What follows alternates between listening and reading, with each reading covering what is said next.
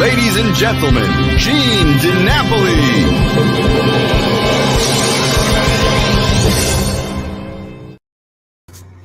Good evening, everybody, and welcome to episode 31. I can't believe it, 31. I didn't think this would go more than 5 weeks.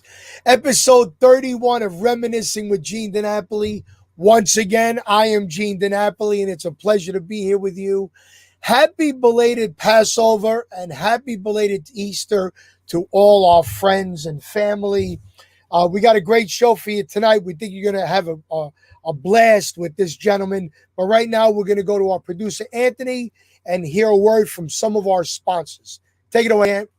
Hi, this is Francisco. Many people call me the Creative CPA. If you need help with your taxes or financial matters, please email me your cell number and the best time and day to call you. You can email me at franciscisco@aol.com, and Cisco is spelled SISCO, the Creative CPA. It's that simple, that easy. Thank you. Little Italy Auto Repair at 628 Crescent Avenue in the true Little Italy of the Bronx. Over 50 years of automotive service excellence, ASE and state certified, offering all types of services to all types of cars. Discounts to first responders, military, Fordham University students and faculty. All work is done by Victorio with the highest level of quality possible. Telephone number is 718-933-2365 or visit his website at www.littleitalyAutoBronx.webs.com. That's Little Italy Auto Repair. Hi, my name is Howard, and along with my partner Karen, we are Cruise Planners Dream Destinations Travel. Contrary to the name, we are a full-service travel agency specializing in individual, multi-generational, and group vacations. Certified with all major cruise lines, we are also represent all resorts and all-inclusives throughout the beautiful Caribbean and Mexico. Let us build your dream vacation. Please call us at 347-398-8653 for a free, no-obligation quote. Thank you to all our sponsors who are our friends, and they believe in what we're doing here at the Reminiscing with Gene DiNapoli show, is bringing back some of the great memories. And we do this now at the beginning of the show because a lot of people can't stay with us, but we're going to tell you about next week's guest. Next week's guest is a gentleman who was in the genesis of rock and roll in the early 60s, and he wrote a book on those days. They had one of the biggest hit songs in the country.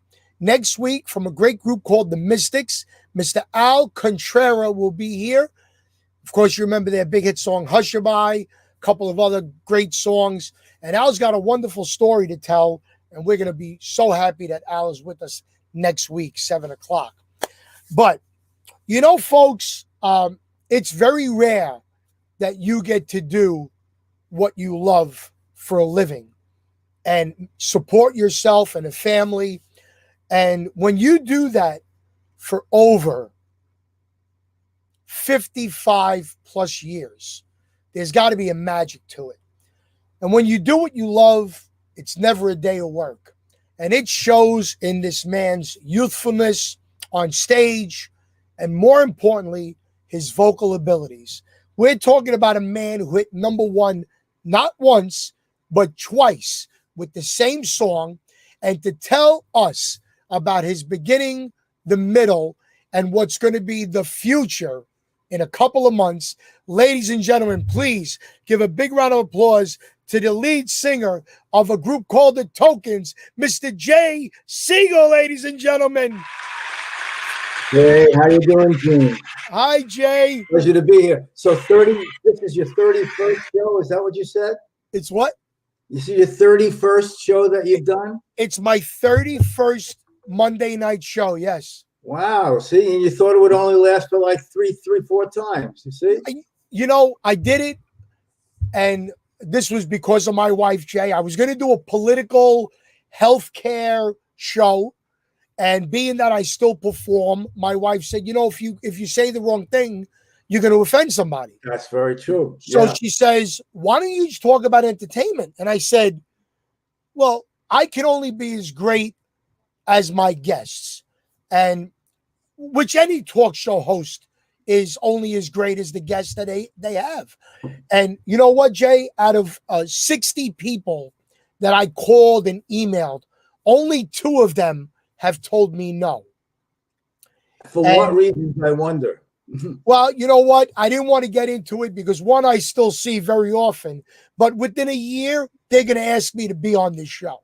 So you got 58 yeses and 2 nos. Yes. That's a pretty good score. Yeah. I think that's a good percentage. Yeah, I think so too. Speaking of percentages, you have a pretty good percentage of being married to a lovely young lady for a long, long time. She's my original wife. She's your original wife. When I say to people, I bring her on a lot of the shows that we do, and I say, oh, we've been married 58 years, and people say, you mean to the same person? Yep, that's her, to the same person. Yeah. She makes me normal, because in this business, a lot of it is not normal, but she makes me normal. And, when I'm not on stage and I'm not performing, that's the other part of my life. That's a regular, normal person that takes out the garbage and takes out the recycle and walks the dog, Right. Like I say, I'm like everybody else. I just have a different kind of job. Exactly. Well, we want to thank Judy for giving us you to us for an hour tonight. And Judy, please keep his dinner warm. Keep my dinner warm, yeah. Yes, and happy anniversary. What is your marriage date, Jay? October the 21st. Which is very close to your latest birthday, right? It was October 20th. Yes, I got married a day after my birthday when I was only 12 years old. No, not really. Well, 12. I probably, we were kids then. That's what we did back then, and that, in that era. People got married very young, like right out of high school. If a girl wasn't married out of high school, she's going to be an old maid, right? Right, exactly. And speaking of things when you were young, you started your career. You knew at a very young age you wanted to be a singer and an entertainer. Was anybody in your family musically inclined? Well, my mom had a great singing voice, but I mean, just to sing in the house, that's nobody, it wasn't a vocation for anybody back when I was growing up in Brooklyn. When I grew up in Brooklyn, most people that I knew, the adults that I knew that had jobs, it was just a job to pay the bills. It was most of those people hated Mondays and couldn't wait for Friday. And I said, it's a great advantage that I have and how lucky I am that, I don't feel that way. I didn't want to grow up hating Mondays and not waiting for Friday. I love to go to work. I love what I do. And I said, how could you have a job and make a living? It's something that you really like. That was almost out of my realm of thought because, but look, it happened, and I've been doing it for all these years, and I'm still doing it. Hopefully, everybody will get their shots, and we'll be back on the road again. Absolutely. Now, as you just said, you're a hometown New York boy. You're a Brooklyn boy. Yeah.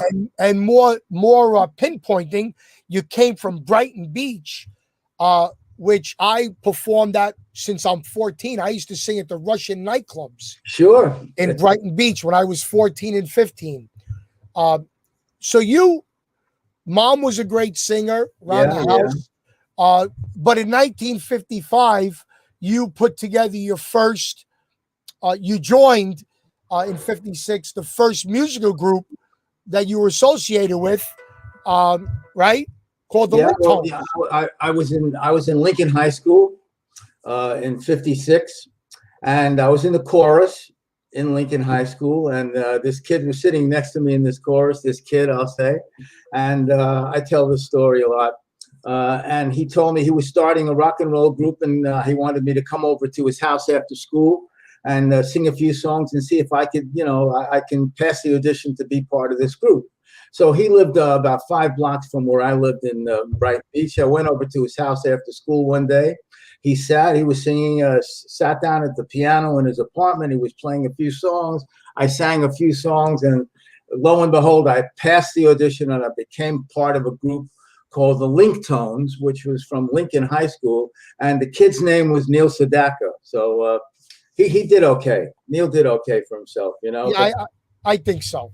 I guess I would credit Neil for being a tremendous influence, in my life, and growing in this career of the music business and being successful in it. Neil had a lot to do with it. He was a great influence and a great friend and tremendously talented person. Very talented. As a matter of fact, so talented he makes other people look sick. Yeah, That's talented. So this was 1956. Yeah. So Neil was just getting recognized as a musical talent because his first job was the bell player on Church Bells May Ring. That's right. A lot of people don't know. How do you know that? So that happens. Well, the Willows happened to be my mother's favorite R&B group. Yeah, he played the chimes on Church Bells Will Ring. Yep. When he was, and I want to thank 16 years old then. Yeah. I want to thank my father Lou, who lives in South Carolina now, because he educated me on that. Oh, really? Yes. Yeah. So you passed the audition. You joined the Link Tones. And you recorded after a while, we did a lot of school shows, and we did a lot of USO shows at the time, and the name was changed from the Link Tones to Somebody Knew Somebody in the music business. I guess it was Neil Sedaka, and they changed our name to the Tokens. And I wasn't too thrilled with the name because we lived by the subway, so I didn't want to be affiliated with a subway token or a bus token. We were meant to be known as the Tokens of Love or Tokens of Affection. But after we had a couple of hit records, the Tokens were just fine. We grew to love the name. Yeah. Right. When you do your shows, do you do your first single, While I Dream? Do you do it? No, I've done it with Neil, though. We've worked together a few times, and he has called me up during his show, and we would do While I Dream or songs that we sang when we were in high school, and people just love it. I sit down at the piano with Neil, and we go back to Lincoln High School, and we just sing the songs that most people have really never even heard. Right? Yeah. Right. So now in 1958. I think it was, Neil decided to part ways. Yeah. And he wanted to be a solo artist. And you continued the Token's name. Yeah, yeah. So between 1956, 57, and when you had your first decent hit in 61, did you do a lot of dances? Did you do nightclubs? What was your on-the-job training back then? You mean, we didn't do, we used to do some. You mean before The Lion Sleeps Tonight? Yes. Before for Tonight I Fell in Love, when that came out. Are you talking about that? Right. We did a lot of promotional tours. A lot of radio station shows all over the country, and we did some club work, and we did a lot of. We used to do a lot of college concerts back then. Oh, there I am when I had more hair and it was a nicer color, You look like you still got a good head of hair. Yeah, not too bad. Not like there, though, Look very serious in that picture, don't you? I noticed that with a lot of your promo pictures, there's a very solemn look in a lot of them. Oh, that one I look happy in that one. Yeah, that one you look happy. That must have been right after you recorded your first chart hit, which I got to be honest, I love The Lion Sleeps Tonight, but my second favorite is your first chart hit, which we're going to play a little bit right now. Ladies and gentlemen, the first charted hit for the Tokens, Tonight I Fell in Love.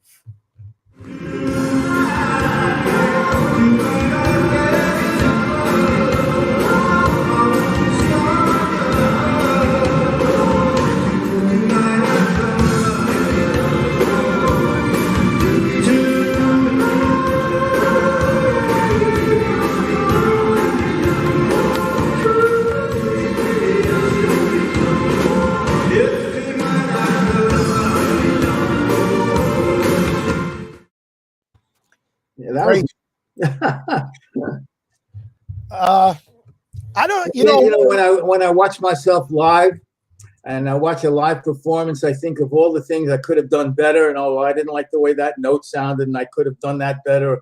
I'm so critical of myself. I beat myself up all the time. But I didn't think that sounded too bad. No, I don't think it sounded too bad. And you know what, Jay? Everybody's their own worst critic. Absolutely. But what keeps people like you going, you, Joey D, Larry Chance, Vito Pacone, Bob Miranda, you don't stand on technique. You stand on feelings and emotion. Absolutely. You're absolutely right. Yeah. And I think that's why songs and artists have longevity. You look at a guy, great singer, Robert Goulet. Yeah. All technique. Does anybody ever walk out of his show going, oh my God? Oh, no, because he's all technique. And I think when you put your emotions into a song, that's when you're connecting with the audience. Absolutely. You have to interpret the lyric that you're singing.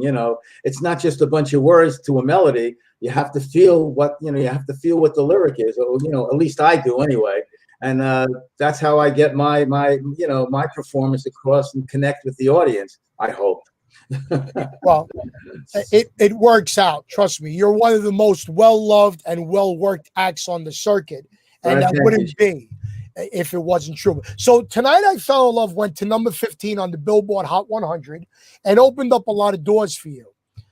Speaking of interpreting, you interpreted a song which was from the late 30s, an African melody.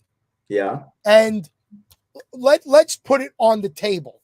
How does a guy from Brooklyn, New York come to the realization, I'm going to take this African melody and I'm going to pop it up and we're going to go with it? How did this Lion Sleeps Tonight, how did this come about?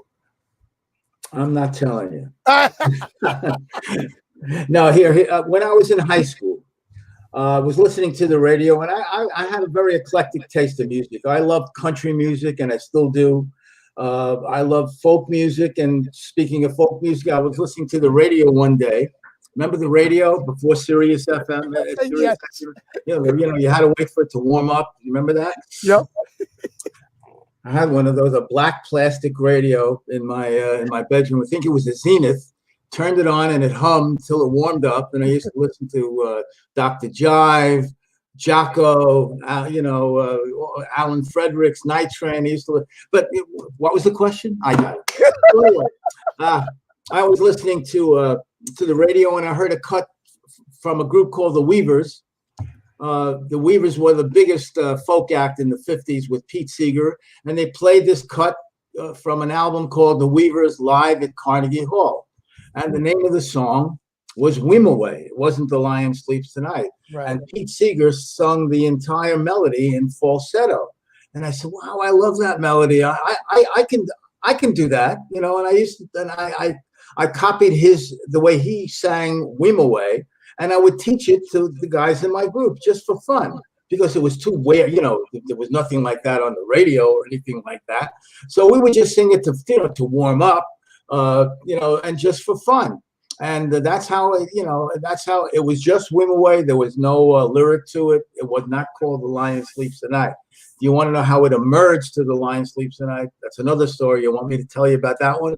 Absolutely. Please. All right. Well, after we left Warwick Records, after we had Tonight I Fell in Love, which was a #1 record in New York, by the way, and a lot of the cities in the Northeast. But we had some problems with the record label, like everybody else, in the late 50s and early 60s, about not getting paid. That was like a very common kind of thing back then. So we were approached by RCA Victor, one of the major record companies. I mean, Elvis Presley, Perry Como, And we went up there and we sang Wimoweh for Hugo and Luigi. They were the top producers at RCA. They produced Perry Como, they produced Sam Cooke, and they were tremendously successful producers. And they were our house producers at RCA. So we sang the Whim Away around the piano. We sang Whim Away, and they like, oh yeah, that sounds like a very interesting melody. But if we think that maybe if we would put a lyric to this, maybe it would get a shot, because folk music was also very, very big. And I went to the South African. It was a song that was written in 1939 by a man called Solomon Linda from South Africa, and it was a song about going on a lion hunt. It was a zoo. Wimaway was actually Mbube, Mbuba, which was the Zulu word for lion. Mm-hmm. And the story of that, of what that meant, was when the tribe would go on a lion hunt, it would be very, very quiet. When they snuck up to the lion would be sleeping, and they would make their kill, and the village would be able to have food for the next whatever. So anyway, I told the producers what this song really meant. And one of their writers up there came up with the lyric, "The lion sleeps tonight," which we thought was, we didn't love that either, So we went into the studio at RCA, and I was handed a yellow legal pad with the lyric of "The lion sleeps tonight." And I said, well, wait a minute, this really doesn't fit the melody that I heard Pete Seeger sing, on the record that I heard them from, that was recorded in Carnegie Hall. So I had to create a melody to fit into this lyric right there in the studio. We went around the piano, and I came up with this other part of the melody, and that's how the record, was born. That's how the lion sleeps tonight was born. And to tell you the truth, 3 out of the 4 guys did not want that record to be released. They said, it's too weird. There's nothing like that on the radio. Who's going to play this record? What is it? And I said, well, maybe because it's that different, maybe that's the reason it will get played on the radio. So anyway, RCA released it, and in 4 weeks, it took 4 weeks, it became #1 in the United States, and it sold over 3 million records. And it stayed on the charts, the national charts, for 3 months, and then it became a #1 record in 36 countries all over the world. It was a #1 record, and we were one of the first vocal groups we toured all over the world, and right. People knew who we were, and it was very surreal to go to a country like Spain, and they don't speak English, but they know who we are, and they sang every word to the song in all the countries that we played in. So for our viewers and listeners who have been living under a rock for the past 60 plus years, we're going to give you a little taste of the great song, "The Lion Sleeps Tonight."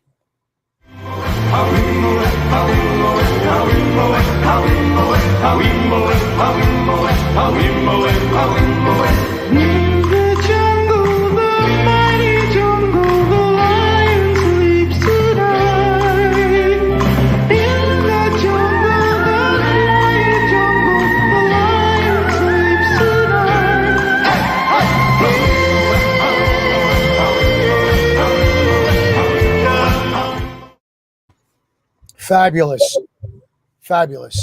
Sounds pretty good. Yeah, I think so. So, Jay, I want to give you a little bit of trivia, if you didn't know this. Of course, I'm an Elvis aficionado. I knew that. Yes, I did. And did you know that you were the second biggest selling artist for RCA in 1961 behind Elvis Presley? No, I didn't know that statistic, but that's the statistic. That's pretty good to be #2, behind Elvis, I'll tell you. Yeah, I did not know that. No, but thank you for that little piece of information. Yeah, and your song, your record, is still in Graceland. Wow. Now, I don't know if it's because you were on the same label as Elvis that he got a copy, or he said to the guys, go out and get that record. But it is still there to this day. Really? Wow. Yeah. So that's a great testament, for the Elvis fans in the house. So now you wind up, you're on American Bandstand, #1 record. You're still living in Brooklyn? Still in Brooklyn. Yeah. And were your parents still with you Oh yeah. Okay, so They knew, but sure, they. Thank God, they lived to see the success of The Lion Sleeps Tonight. And I moved up to Rockland County in 1970, and I'm still here in Wesley Hills in Rockland County. But don't tell anybody I because won't say nothing. We won't tell any. We won't tell any of the 2000. don't tell anybody. What did your mother? Because we're no matter what nationality we are all mama's boys. Yeah, oh yeah. Most of us. What did your mother think when you first said you wanted to be a working performer, and then you came home with a #1 hit record? She was always behind. My mother was always very supportive, of me. But like I said, she really didn't know anybody who could have a job that they love to do. And my father, he was a little more careful. He always used to say, you should have something to fall back on. Be a plumber, an electrician, something to fall back on just in case. He wasn't wrong, but luckily I didn't have to have, I didn't have anything to fall back on, Right. The music, I fell back on the music. Right. That's wonderful. Now, at the time you were riding the crest of Tonight and Lion Sleeps Tonight, were you on any package shows where you did 30, 40, 51 Oh, yeah. nights? Yeah. We were on. Oh, you mean the bus tours? Yeah. The grueling bus tours. Yeah, we did. Oh, we did the. Don't you remember the Brooklyn Fox, Murray the K, 8 shows a day, with 2 movies and whatever. Right. Absolutely. Oh yeah, we did a lot of those shows. So I met her. So like when we work today, when we do shows, multi-act shows today, it's a great feeling because back just as satisfying as the performance is the hang backstage, because it's like a high school reunion. We see some of these people that we haven't seen for years and years, and we look at each other 50 years later and they say, do you believe 50 years later or whatever, we'd still be doing this? And people would still be coming out and giving us these standing ovations. It was just, I'm just a lucky. I feel like I'm a real lucky. I'm blessed with this talent that I have. But I'm ready to get out there and work. And it's like you said before, Gene. It's not work. It's just the work is we work for nothing. The work is the traveling. We sing for free, pay to get us there. I mean, Jay, it's just going to the airports, the renting the cars, the hotel. That's the job. Once you're on stage, that's a pleasure. That's fun. But getting there, that's not fun. Don't you love when people call you up? Well, I don't know. You probably have an agent. I don't have an agent. I'm my own agent. They go, Gene, we want you to do a nightclub or a wedding. How much do you get? And right. I quote them a price, and they go, for an hour? And I go, no, you're paying for the vocal lessons, the $4,000 outfit, the getting to the gig, the setting up the equipment. I'm doing the show for free. Right, exactly. I know. The people, you mean you get paid just go sing for an hour? No, man. It's the preparation. It could take, weeks and weeks of rehearsal with the band, with the equipment, with this and that, and then the hotels and the flying and stuff. That's the job. Any performer will tell you that. That's what the job is. But once we get there, it's fabulous. Exactly. I tell people when you're on an operating table, do you tell the doctor, what do you mean $150,000 for surgery? You don't tell the doctor that. No. So we just put up a picture of you guys in a tree. Like, wait, did you remember that picture? That was taken in Central Park. And, the most agile of the guys climbed up the tree. I didn't go that high because I was holding a guitar. Right. And, you would know that. That was I think that was We the Token Sing Folk. Right. And there was like a mob of people, right, surrounding the tree, because they knew who we were at that time. Wow. Now, I don't know what he looks like, but is Hank Medris one of those guys in the picture? Hank Medris is the guy leaning on the opposite me with the holding a banjo. Why he's holding a banjo, I have no idea. We just did what the photographer told us, and he never played the banjo, but that was Hank Medris. Yeah. Gotcha. All right. So we got to run to another video because, all right, so you took an African old chant and you made it a hit.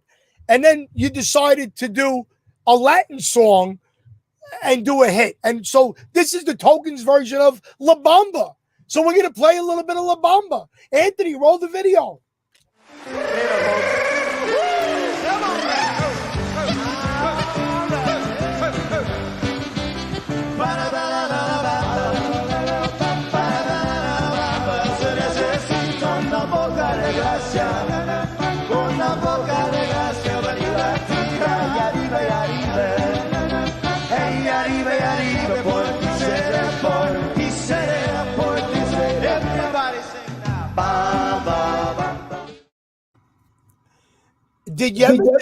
Did you ever think of doing solely American songs? Or is everything You know, that video was taken at a place called Little Darlings in right outside of Orlando, Florida. A great club. It's like you were walking into a big jukebox, and that was a New Year's Eve performance. I remember because we were working with Davy Jones, was with us from the Monkees, and who else was on that show? I'm trying to think. I know we worked with Del Shannon down there, you know, right. Little Darlings. We worked. That was we used to do 2 weeks a year down. You worked with Joey D. Oh, we worked with Joey D 1,000 times. 1,000 times. We still do. Yeah, I know. You just did something with Joey. So now 1962, and you're still recording, but you also decided to take on the role as a producer. Who was the first artist you produced? Well, you know, we never, you know, we always used to hear about the term one-hit wonders, and we know. And after Tonight I Fell in Love, we didn't know if we'd ever have another hit. So we want to remain in the business. So we wanted to learn about production and publishing, and we wanted to learn everything about the music business. And after we had the Lion Sleeps Tonight hit, we were offered a production job by Capitol Records. And we had a deal to produce 10 sides for 10 singles for Capitol Records. We produced 9 records during the year, and none of them were successful. The 10th record that we produced was we brought in these 4 girls from the Bronx, the Chiffons, and we made He's So Fine. Now we submitted the record to the president of Capitol Records, and he turned it down. And I still have the letter saying, we like the record, but we think it's too, here's the word he used, it's too trite. It was too trite for their label. So I said, okay. So, and we were able to we owned the master, and we shopped it around. And one day we brought it up to Laurie Records. And there was a promotion kid up there named Doug Morris, who became the chairman of the Universal Music. And he was and he says, that's a hit record. Don't let those kids out of here. We want that record. And they bought, you know, Laurie Records put it out, and it became a #1 record. And we were in the history books as being the first vocal group to produce a million-selling #1 record with for another vocal group, and that was He's So Fine by the Chiffons. And we went on to make One Fine Day and I Have a Boyfriend and Sweet Talking Guy, and then we ended up being, you know, we were in the studio every day. If we weren't producing for the Tokens, we were making records for other artists. We produced The Happenings, the Chiffons, the Randy and the Rainbows. We made Denise, you know, Tony Orlando, my best old friend, knocked 3 times, Candida, Tyola Ribbon. And we were very, very immersed in record production, and we were also immersed in doing a lot of jingles for radio and TV. One year, we had 30 commercials on radio and television in 1 year. Wow. We did airlines, toothpaste, deodorants, beer, cigarettes. We did everything, and we were like the first call, you know, group to do commercials and background singing for a lot of artists. A lot of people don't know that, you know, if you hear the little falsetto singing with Keith on 98.6, that would be me. We sang background for Del Shannon. We sang backgrounds for Bob Dylan on his Highway 61 Revisited album. Wow. So we were big. We did a lot of backup singing for a lot of big artists. Wow. Mac Davis, Melissa Manchester. So you were working musicians and singers. Pardon? What was that? You were working musicians and singers. Yeah. We were. There I am smoking a cigar. That's what made me quit cigarettes. I was in the studio one day trying to sing falsetto, and it didn't sound so good. I said, I stopped smoking now for like 50 years. I haven't smoked a cigarette, but that's how I stopped. The cigars were so terrible that I thought, I don't want this anymore.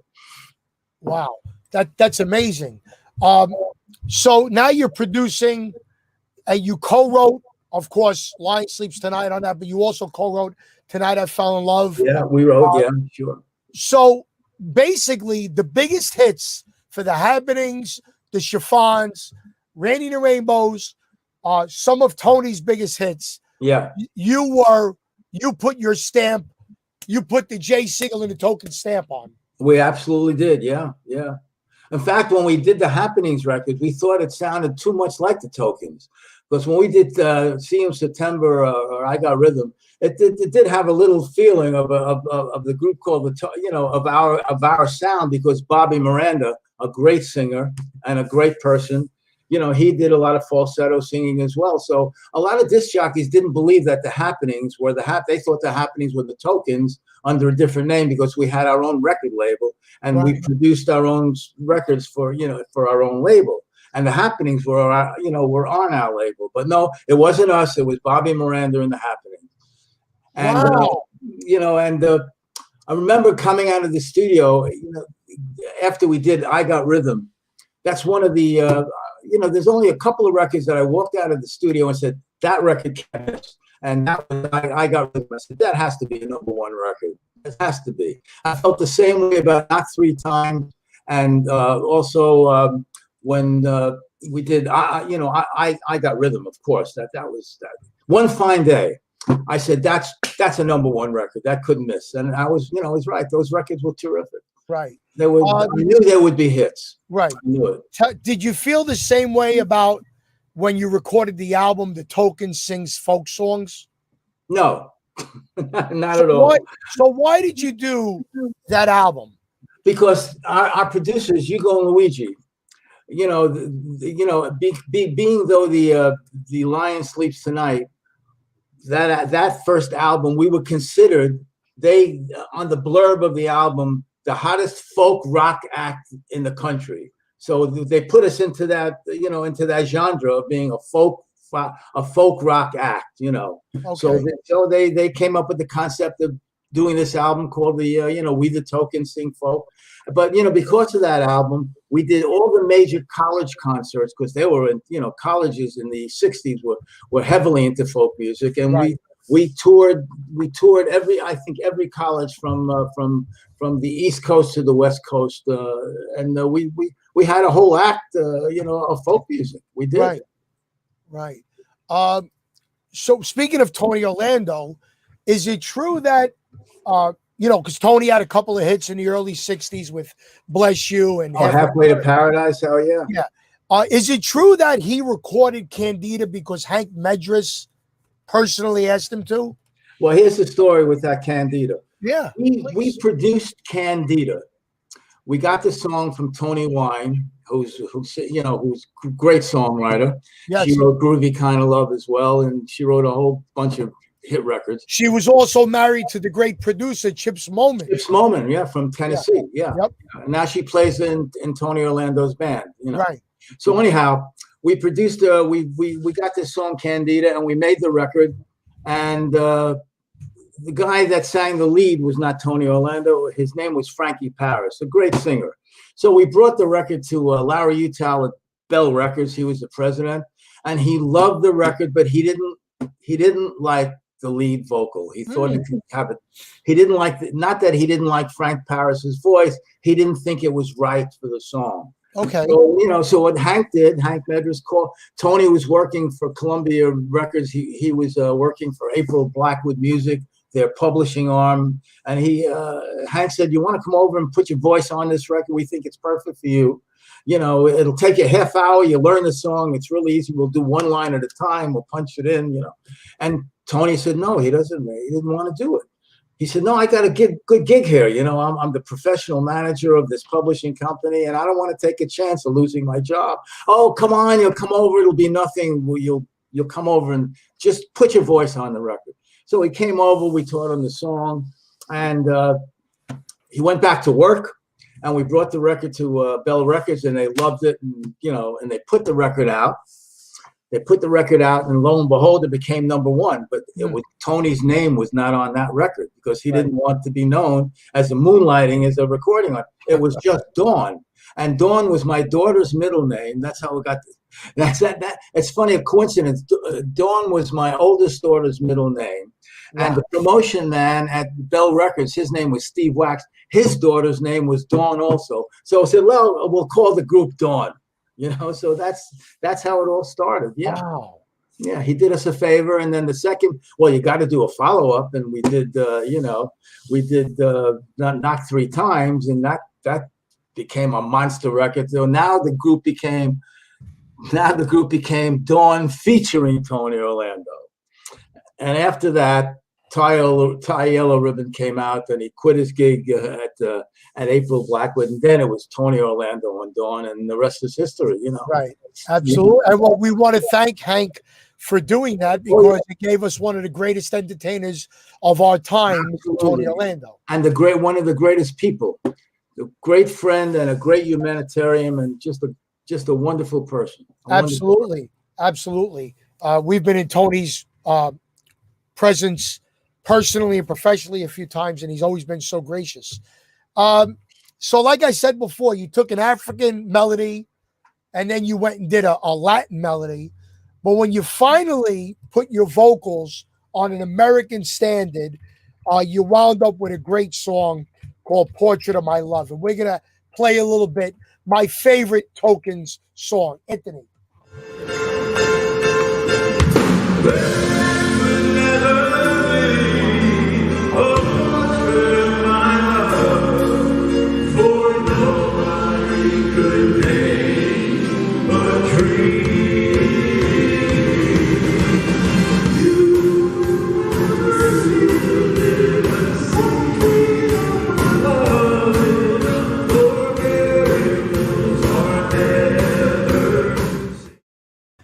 What a song, Jay.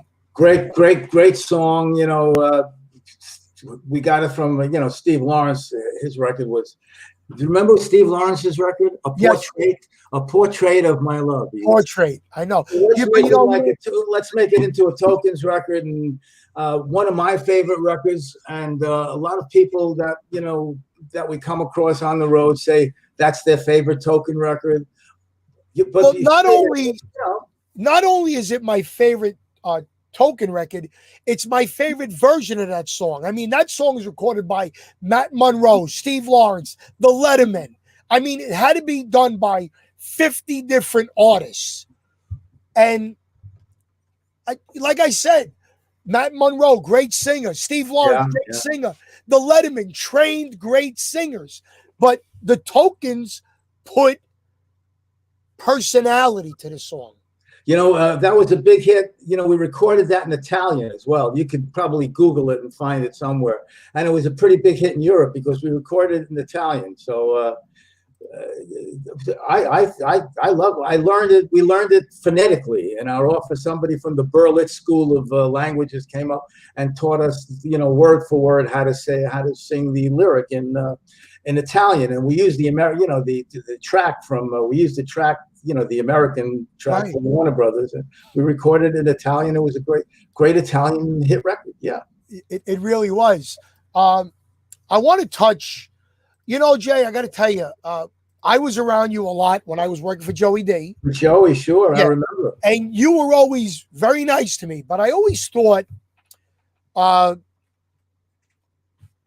do I say this in a nice way? You seemed very shy. And shy people normally don't open up their hearts and their business to other people who are just as talented.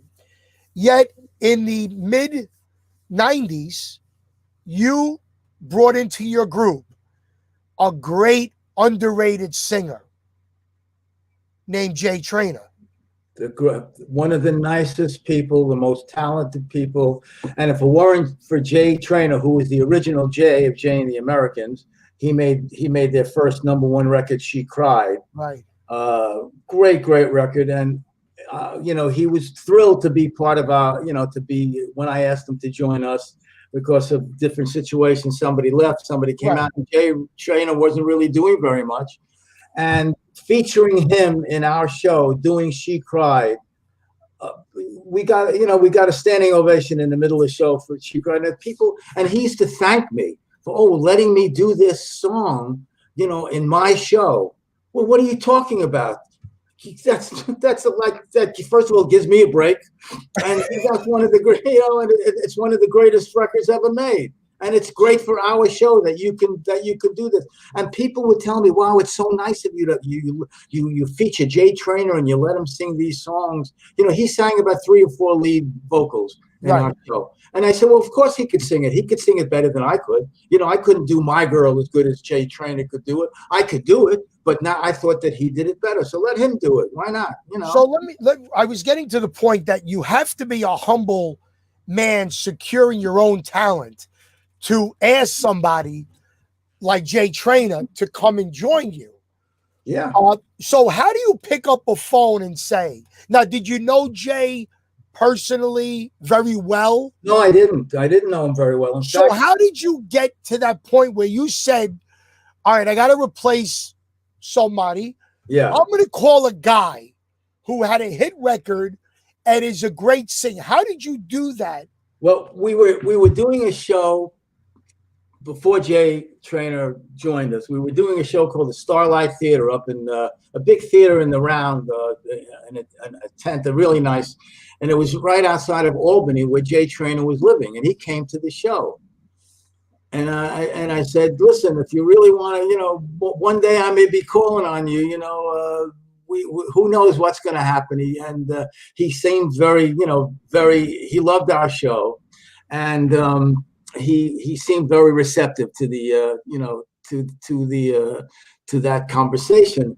And a lot of, there he is, and some time passed, and we needed somebody to one of the guys left the group, and we needed somebody. And my wife said, because she was there backstage at the time, "Why don't you call Jay Trainer?" I said, "Oh, great idea."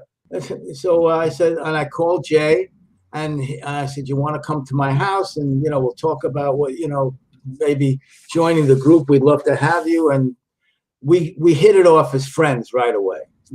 There he is, just a wonderful human being, talking about somebody being humble and having humility. He was a very humble. He didn't know how good he was. I said, wow.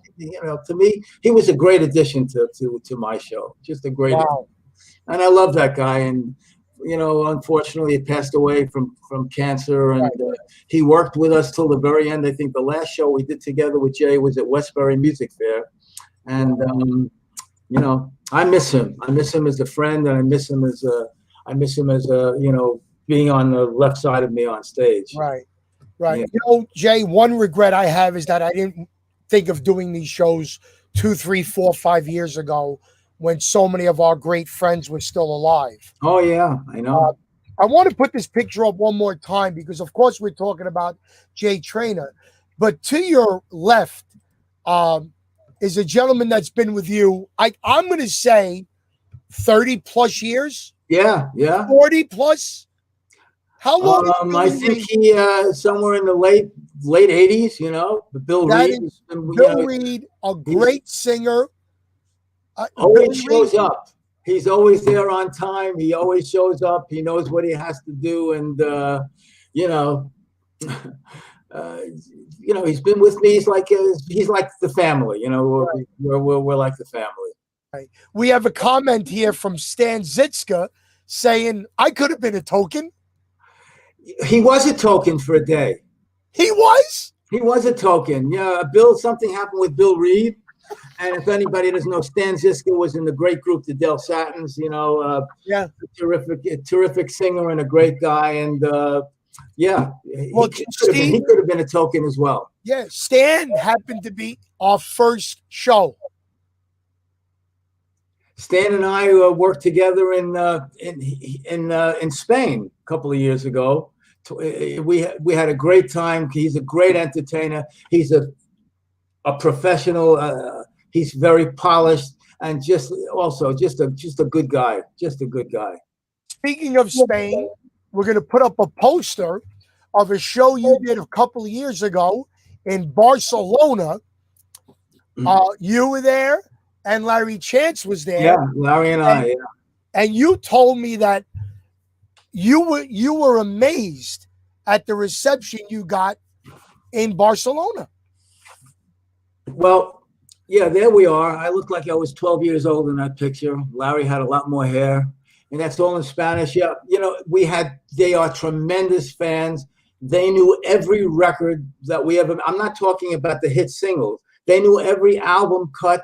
And the funny thing about it, the audience there, we did a couple of real big shows there. The demographic of the audience that when we work in the United States around here, they're about our age. Yeah. But in Spain and in Europe, we did a couple of shows in Germany as well. And the audience are like, 30 years younger than us. They're like in their 40s and 50s, and they're tremendous fans of American 50s and 60s music. We were like treated like superstars over there. Superstars, really. Well, you are superstars. It's just over there it's happening now, where over here it happened in the 60s and the early 70s. Jay, I know your dinner is waiting for you, but we have a few more questions and a few more comments. We don't want to just cut it off so soon. Go ahead. So because you didn't think you could fill up an hour, and you have more than your share of knowledge. I want to talk about the newest addition to your group, Kurt. Kurt Yargin. Kurt has been with me now. He joined us right after Jay Trainer passed away, and he was part of the one of the Planetones. And when Kenny had his health problem, so Kurt was out of a job with the Planetones because Kenny stopped working, and we lost Jay Trainer. So the timing was right, and he's a tremendous addition to the group. And Kurt has a background. He's been in show business his whole life. He was in the first Broadway production of Jesus Christ Superstar. He was on Broadway with that show. He was in the movie Hair, and he's been in show business his whole life. A great guy, a great singer, a great performer, and a great friend. Great friend. He adds a lot to your show. He does. He really does. He's the guy with the hat. Who's the guy with the hat? He's the hat guy. He's the hat guy. I thought he had to wear a hat only because he was a Planetone, but it turns out he likes hats. He likes hats. We said when he first joined us, we used to say he's a Planetoken. Planetoken, yeah. Great. Kurt's a great guy. Great guy. Jay, how many stuffed lions do you have in your collection? Oh my! I got them all over the place. I have, I can't. You want me to bring some? I have singing lions that sing "The Lion Sleeps Tonight." You do? Sure. Bring them over. Huh? Bring one over. I'll bring one over. So for those of you watching who don't realize, The Lion Sleeps Tonight went to #1 again in 1994. It needs a battery.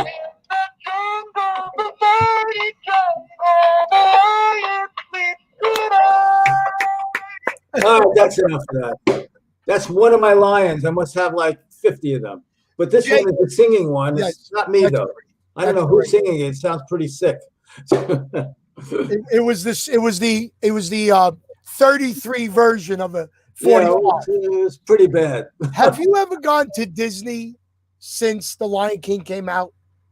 You mean we worked in Disneyland? Yeah, we worked in Disney World in Florida. Yeah, just one time actually, and I know that the record is played there every day. It's played in the in the Animal Kingdom thing. It's still played. It's still played all over the world where they do the Lion, the Broadway show. So anyhow, I've been told that every day since counting today, The Lion Sleeps Tonight is being played somewhere in the world every day. That's I never thought I'd make some kind of musical history, but I guess I have. But still, tomorrow we'll take out the garbage. That's what keeps you humble. That's what taking out the garbage. I wonder if you went to Disney World and you sat in the Festival of the Lion King when they sang that song. I wonder if anybody knows they're sitting next to the man whose chops made that song so famous. I would never say anything. That's they would never know because I would just sit there and watch. That's the way I am. I don't know. Right. A great song, The Lion Sleeps Tonight, winds up becoming another hit in the 70s with a singer named Robert John. Yes, we produced that record. You produced it.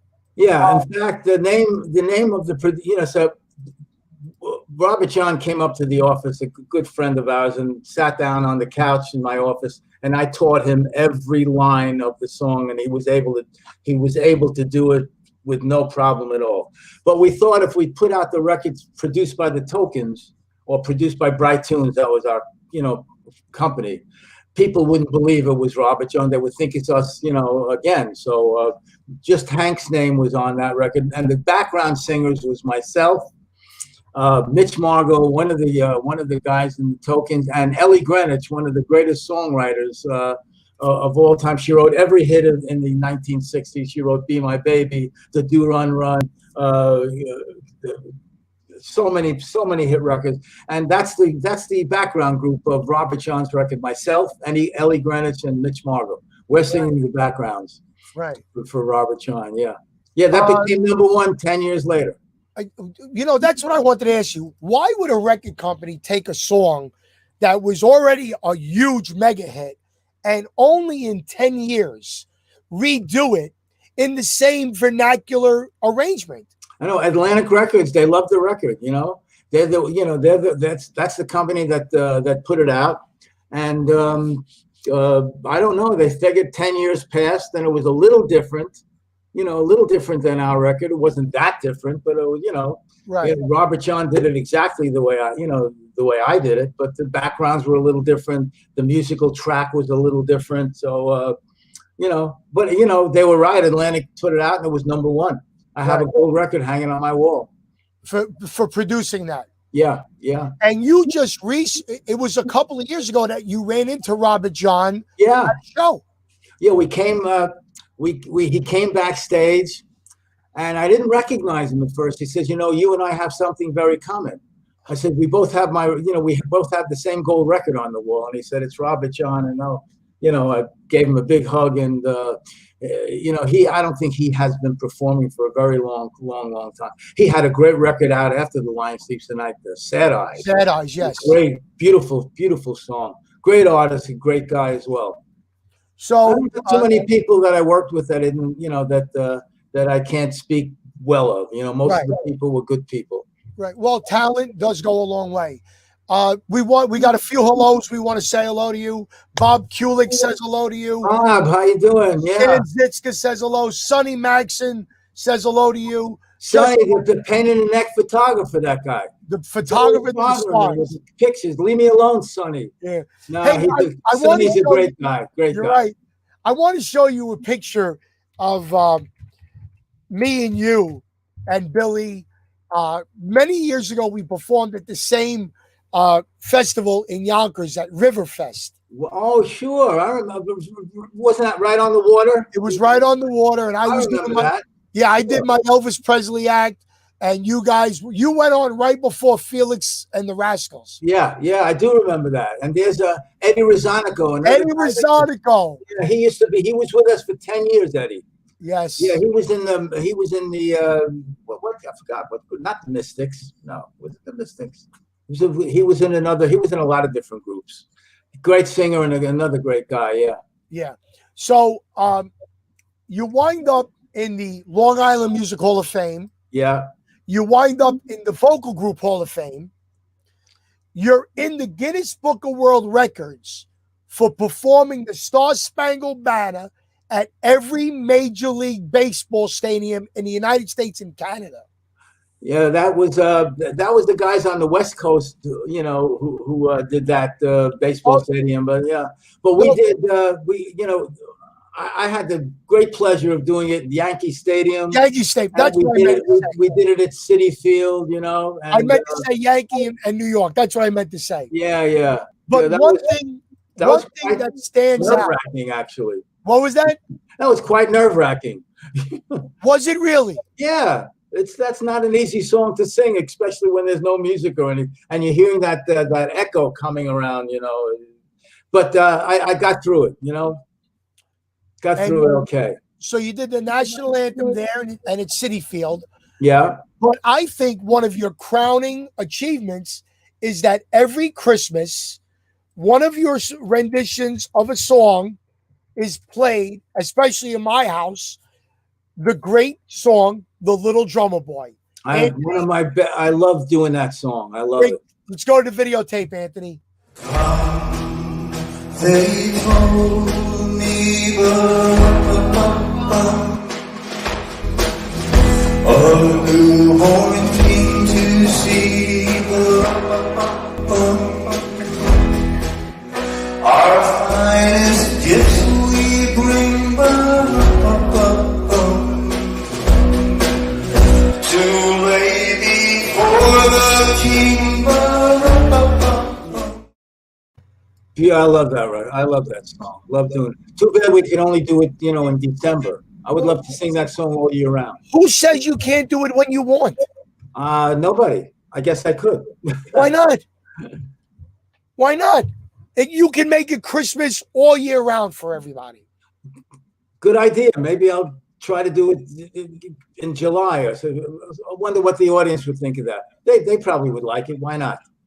I know that Elvis Presley used to do Blue Christmas in the middle of the summer. Okay, so if he can do it, why can't I? Why can't you? That's right. Who said I can't? I'm going to take your advice. You do that because I've had a career a little less than you, but I think I know. But Jay, I got to ask you this question: if you did not perform and produce and write as a living, what would your choice of occupation have been? That's a good question. You know, I went to Brooklyn College and took liberal arts, and then I went to that's funny. Stan Ziska is writing funny things. Yeah, we need some more cinnamon sticks, Stan. I don't know. You know, I had a degree in market research, and I probably would have ended up working in New York City in the garment center or something. Probably not loving Mondays and waiting for Friday. Right. You know, right. It would have been a living, as they say. It's a living. My father would say, "It's a living." It's a living. It's a living. Wow. And a good living. Maybe not always monetarily wise. People that perform, but you bring so much joy to everybody else that if you could live on that, I think you would live in a mansion. I got to tell you one thing, Gene. I feel so lucky that I have a job, quote, job, that makes people happy. The music makes people happy, and I say, how can anyone have a better job than making people happy? That's the best job you can have. Absolutely. You never worked a day in your life. Correct. Yeah. Sonny Maxon asked a good question. Actually, this is one of the better questions I've gotten. What happened to the female vocalist on The Line Sleeps Tonight? Anita Darian. That was her name. She was, believe it or not, she was a member of the New York City Metropolitan Opera. Wow. She was an opera singer, and actually a lot of people claim credit for being the female soprano. I've heard like 20 different people say they did it, but it was this woman. Her name was Anita Darian, and I think she just passed away maybe about 2 or 3 years ago, but she was an amazing, she was an opera singer. I said, what are we putting an opera singer on a record that we're gonna have an opera singer? We're singing an African song with an opera. How could this record ever be a hit? Well, the record shows it was a great combination. Does your son still perform? No, he said he quit working for me, got a real job. Very nice. I said, no. My son Jared worked with me for 5 years on the road. I took him all over the country. He was my musical director, keyboard player. He sang background vocals, and he would lead the band. Very, very talented. But then he decided he wanted to go in a different direction, and he was working for Live Nation for quite a while. Okay. Yeah, he does digital media, whatever. I don't understand all that stuff, but that's what he does, and he's doing pretty well. And my son now is he worked with me all through college, all through his college years. And now he's married, he has 2 kids, and he lives in Connecticut, and he has a good job, and he's very happy. And I'm happy for him as well. But I miss him. I miss him on stage with me. I do. I brought him up we did a show a couple of years ago at the Beacon Theater. Yeah. And I brought him up on stage because he came to the show, and we did an a cappella version that he sang the lead on of Diamonds and Pearls, the record by the Paradigm. Yeah. And the people stood up there. He got a standing ovation. And then he went back to his normal life. Jay, I know that you're going to be part of a show which has gotten postponed a few times, produced by our good friend Murray Bauer. Oh, yeah. You're going to be on a show next April. Next April, yeah, with the 2022 at the Westchester County Center. I believe it's you, Peter Noon. Peter's on it. I think Bobby Miranda will be on. Bobby Miranda. Yeah. And there's going to be a tribute to Jay Black. Yeah, to Jay Black. Jay's son should be there, Bo, who's very successful in the music business, out in California. Yeah, that's the plan. I hope it goes forward. I hope everybody gets their shots and we go back to work. And we're looking forward this year with to doing a lot of stuff. It was right. Just hopefully everybody will get back to almost normal. Right. Well, whatever normal is in our line of work, we don't know. Yeah. But all of the shows, your bio, the history can all be found on your website, which is jsiegelstokens.com. Correct. Yeah. You'll find out all about me. Yeah. Find all about them, all the shows. And Jay, I got to tell you, I'm so happy that you did this for me and that we connected again. And we will be in your corner. Anything you do that we could promote here on our show, all you got to do is send a text or a call or an email, and we will be there for you the same way you've been there for everybody for over 60 plus years. What? Couldn't be that long. Can't be that long. It was only 4 years old when I started. Well, does Judy for having me, Gene? It was a lot of fun. You had a lot of good video and you had some good questions. You didn't embarrass me at all. I usually embarrass myself, but that was cool. You're a good friend. Thank you, my friend. I appreciate that. Ladies and gentlemen, as we only know how to tell our performers what we think of them, let's give Mr. Jay Siegel the biggest round of applause. Thank you, Jay. Thank you. You're very welcome. I hope I do it again someday. You will, absolutely. All right. You take care. I'll call you tomorrow. All right. And keep healthy. Keep safe. Get your shots. Yes. Talk to you tomorrow, Jay. Thank you. All right. Bye-bye. Bye. God bless. Wow. What a great show. I got to tell you, we had viewers from Australia, Germany, as far as Louisiana, as far as the Bronx. I mean, can you learn about people like Jay Siegel in a 5-minute interview? No, you can't.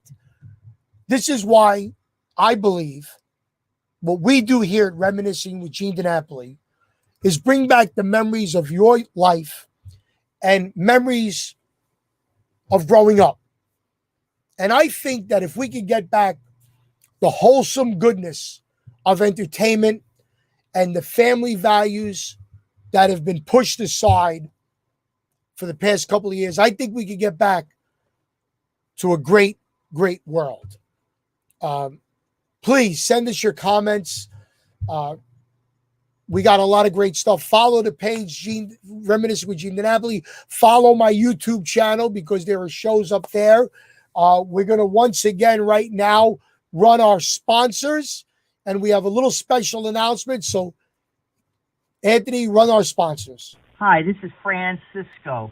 Many people call me the creative CPA. If you need help with your taxes or financial matters, please email me your cell number and the best time and day to call you. You can email me at franciscisco@aol.com, and Cisco is spelled SISCO, the creative CPA. It's that simple, that easy. Thank you. Little Italy Auto Repair at 628 Crescent Avenue in the true Little Italy of the Bronx.